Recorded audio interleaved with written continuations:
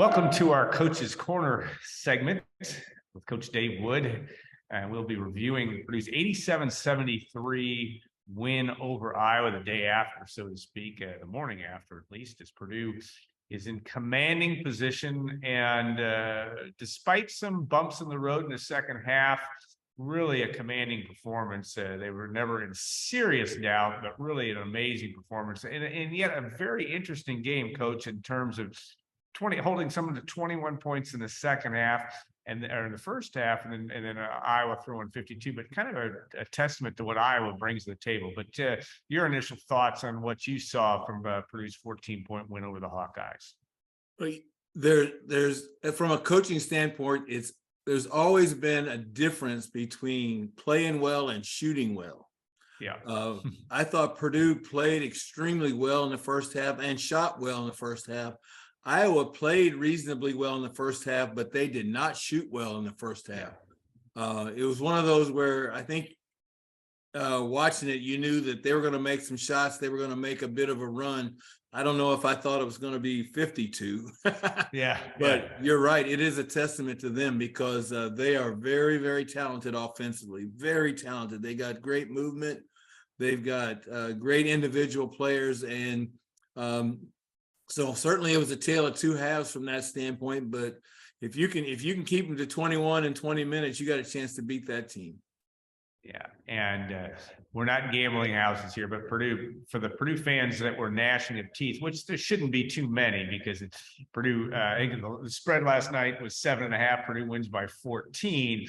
And really does it a lot without Ross-Ade having a huge offensive game. I mean, Caleb First was big. Obviously, Braden Smith had a career night. Fletcher Lawyer came on in the second half. Just talk about, from a coaching standpoint, what that means when you're a player. Not that he didn't play well. He played well for the most part and certainly had another double-double. But, you got other guys step up. That has to be a good thing.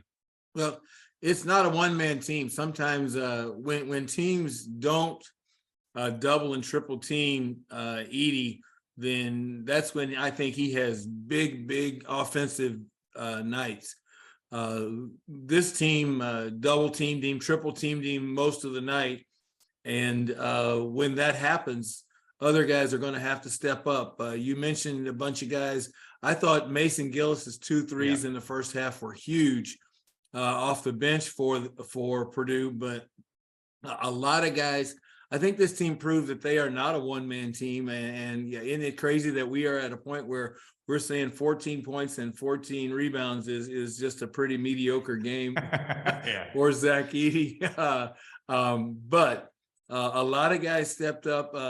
Ethan Morton hit a couple threes, I think, and even though Murray got 24 points, I thought Ethan did a great job guarding him. He is a very, very difficult guard. And so a whole bunch of guys stepped up. David Jenkins Jr., I thought, had some moments in the game. So good team win for Purdue, certainly. You look at this game too, and you talk about a storyline. If you just look at the box score, turnovers in the second half, and I think we talked offline, and Matt Painter talked about this. Brian Newbert talked about this. That's what they're going to do. Iowa's going to do that to you. That's the way they play against most teams. I mean, there's some things that Purdue certainly needs to work on. One of the things, though, it's interesting that could be a little bit of a challenge for Purdue is just Braden Smith getting run to death. We've seen that a couple of times where he actually called out of this game, which from coaching how hard that is. He never wants to come out. But to talk about that and maybe that being a strategy for teams, just trying to run Purdue as much as possible because he does so much of controlling the basketball. And he did such a good job of it, especially in the first half when he had his legs. Well, the first 30 minutes of the game, Braden Smith broke the press by himself. Yeah.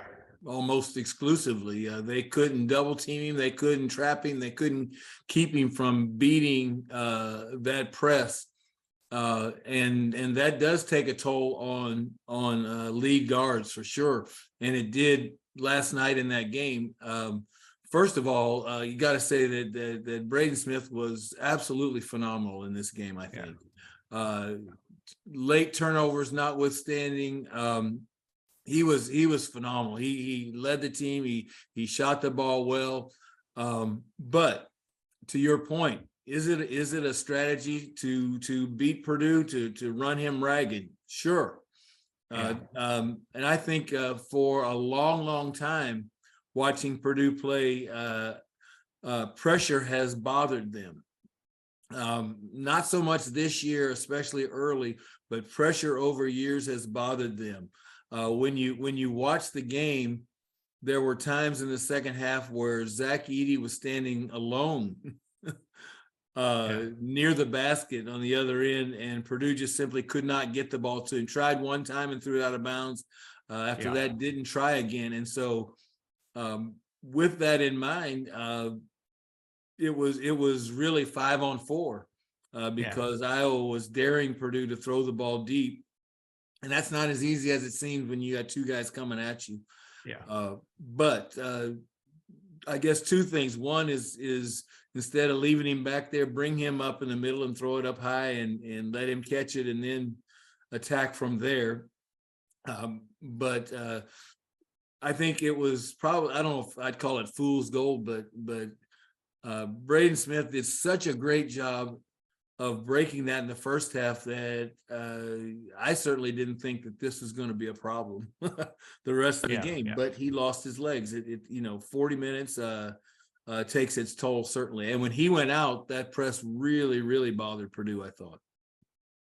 All right, here's a question that you can directly relate to as your coaching experience as an assistant coach at Purdue. You were, I think, around the same record, 23-2 in 1988. And you've obviously in your coaching experience, is it good to have something to work on? And I know this is not a completely finished product, but the fact that they need to continue to work on the press, and even when you have a 14-point win against a very good team, Iowa is going to be a fifth, as Matt Painter said post-game, going to be a fifth seed team probably, or sixth seed in the NCAA tournament, and damn dangerous too, I think. But from a mental standpoint, from a coaching standpoint, you still got something to drop on the chalkboard. This team knows it's not a finished product, but this is something you can continue to focus on and know that there's something you haven't achieved everything just yet. Is that overstated, or do you buy some of that? It is not overstated at all. I think it's not only good, it's great for Purdue to have a chink in the armor, so to speak, to have something to say, we've got to shore this up. We've got to get better at this. You go to practice, and a lot of practice is repetition, especially on fundamentals. And I've been to Coach Painter's practices, and they are phenomenal at that. But this gives them something else they've got to work on. You mentioned 23-2 in 1988. I'm going to tell a quick little story. Interestingly, secretly, assistant coaches felt like we almost maybe needed to lose a game to get our guys back to doing some fundamental things correctly. And if you look back at that year, we clinched the Big Ten, we went to Ohio State, and we lost. And while we're unhappy that we lost, secretly we thought, okay, this might be exactly what our team needs to get that done. So yes, everybody recognized it. The team recognized it. The coaches recognized it. The fans recognized it.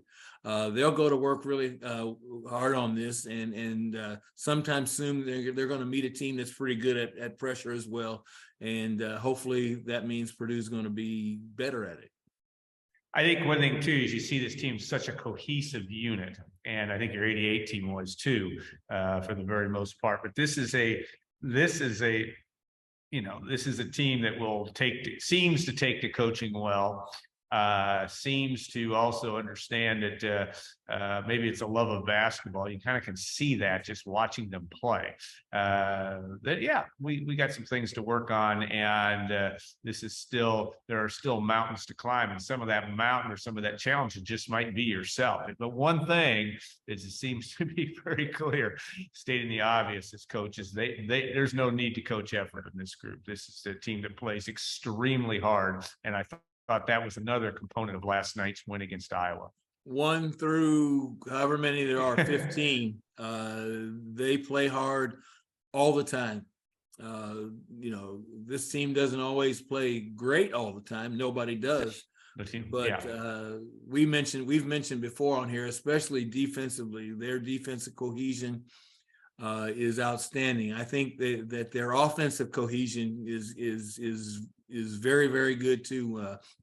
You watch them and you see it's interesting, I think, to contrast some years, because you watch them and they still run set plays, but it's interesting to watch how many of those set plays end up with a high ball screen, Ross-Ade for Braden Smith, and allowing him to create offense. That wasn't always the case for this team, but as I watch them, they don't care.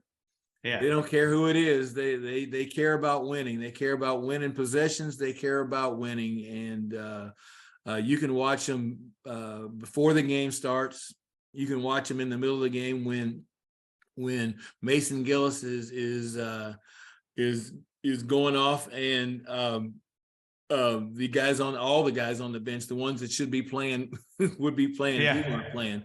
Caleb first. I watched him jump. Caleb off is yes. Yeah. Caleb is his biggest fan, and David Jenkins Jr. is Braden Smith's biggest fan. And all the way down the line. I think that's a very special thing about this team. That is not easy to create on a team, not at all. It's much harder than people probably think. Yeah. Two more questions. One, and this is not to nitpick, but Brandon Newman has been a little bit lost in the shuffle. You've dealt with players over the years at your coaching that there's nothing not to like about Brandon Newman as a basketball player. He is a scorer. He's not scoring, but he's doing some other things. But he's still he's losing some confidence. How do you get that back? Or do you trim the bench and play 8 if you're Matt Painter? How do you see this moving forward? Well, that's where you trim the bench right now. Brandon, as you say, I've gotten to know him a little bit. He's a great young man. He is a scorer. He has a scoring mentality. And when scorers don't score, that can affect them. I think he has lost confidence. That's really hard. And a lot of people think that coaches have to give players confidence to go out there and do what they do. Interestingly, I believe it is much the opposite. Players have to give coaches the feeling that they're going to go out there and get the job done.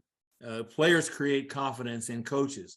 Right now, Brandon's confidence, I think, is low, and it has certainly affected his ability to shoot, but more importantly, it has affected his ability to pass, to take care of his defensive assignments, to do a lot of things in the game that he can be good at. I think that he is a guy that can occasionally hunt shots, because he's a scorer. He's got a scoring mentality, and if it were me, I would tell him, stop hunting shots.